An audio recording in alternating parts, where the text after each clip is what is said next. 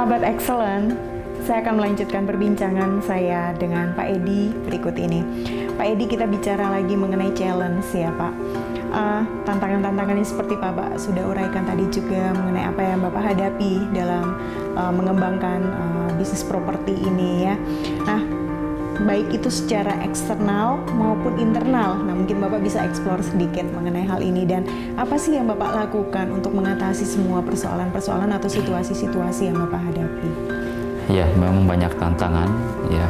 Kalau dari eksternal mungkin kita lihat bahwa ada beberapa regulasi yang terus pemerintah perbaiki, revisi, di mana kita berharap juga pemerintah mendukung sektor-sektor properti ya, untuk supaya kita melihat banyak sekali masyarakat Indonesia yang masih belum punya rumah ya.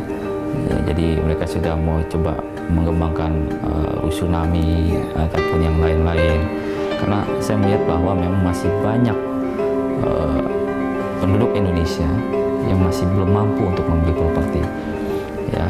Nah, tapi saya melihat bahwa pemerintah coba sedang berusaha untuk membuat itu sehingga dengan rumah yang lebih murah, yang terjangkau dan nyaman ya itu. Dan saya ada beberapa teman yang sudah coba masuk ke bidang sana dan itu sangat membantu sekali ya, saya pikir ya.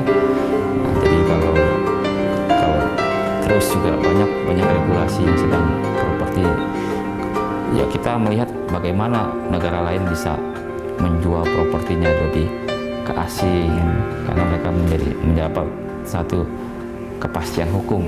Kalau mereka membeli satu properti di negara asing atau di luar negeri maksud saya, sehingga mereka dengan yakin mereka bisa membeli. Tapi kalau di Indonesia inilah sedang dilakukan undang-undang yang supaya mereka bisa merasa aman berinvestasi di Indonesia. Jadi menyangkut regulasi itu juga penting ya Pak Edi ya. Okay. Nah, kalau dari internal sendiri memang kita Earscope ini kan menjadi holding dan kita punya beberapa perusahaan di bawahnya dan itu kita multi partner ya. Kita di satu proyek ini kita mungkin berpartner dengan orang lain. Proyek ini kita berpartner dengan orang lain ya, itu tantangannya. Dimana kita harus bisa karena karakter partner itu bisa lain-lain ya, kita harus bisa dengan mereka duduk sama-sama, berpikir sama-sama untuk kemajuan perusahaan ini. Jadi saya harus merangkul semuanya ya, saya harus betul-betul melihat visi misinya juga dan goalnya juga, sehingga kita punya tujuan yang sama ya, sejalan ya Pak ya, sejalan. Dan itu yang harus saya terus pupuk ya, kepercayaan kepada partner kita masing-masing. Jadi dijaga benar ya Pak Edi ya, terus bisa jalan terus. Oke, itulah kiat-kiat yang Pak Edi bangun dalam menjaga kerja sama bisnis juga ya, secara internal dengan partner-partner bisnis Bapak. Oke, Pak Edi, sedikit personal nih Pak, siapa sih tokoh atau ya boleh dikata seorang yang Bapak melihat bahwa orang itu adalah yang selalu memberikan inspirasi atau semangat dan motivasi untuk Bapak selalu maju baik di dalam kehidupan pribadi maupun kehidupan karir gitu, karena kan perjalanan ini waduh penuh dengan dinamika gitu ya Pak ya. Siapa sih Pak, boleh tahu? Ya, kalau saya melihat kebetulan saya seorang Kristen ya, memang saya melihat tokoh yang memang di dalam kehidupan saya sehari-hari memang saya punya satu Tuhan yang luar biasa yang saya lihat memang itu sangat-sangat menginspirasi saya bahwa apapun yang kita lakukan dengan sepenuh hati ya, dengan tidak ada motivasi yang aneh-aneh ya, sehingga kita melakukan itu semua dengan jujur, ikhlas, dan semua kan bisa melihat ya. Jadi saya melihat itu menjadi satu tolak ukur saya bahwa memang saya punya Tuhan Yesus yang sangat membantu saya, karena setiap kali saya melakukan sesuatu yang positif, saya melakukan sesuatu yang gebrakan ya buat orang lain, sehingga saya teringat bahwa ini bukan hanya untuk saya saja, tapi untuk semua orang. Dan banyak sekali ya, saya diberi kemudahan Dimana kalau saya melihat dari kacamata yang orang biasa mungkin itu mustahil, tapi bagi dia tidak ada yang mustahil. Dan saya sangat terinspirasi oleh itu, dan saya selalu melakukan apa yang menurut saya, hati saya, bahwa ini adalah yang terbaik yang harus lakukan.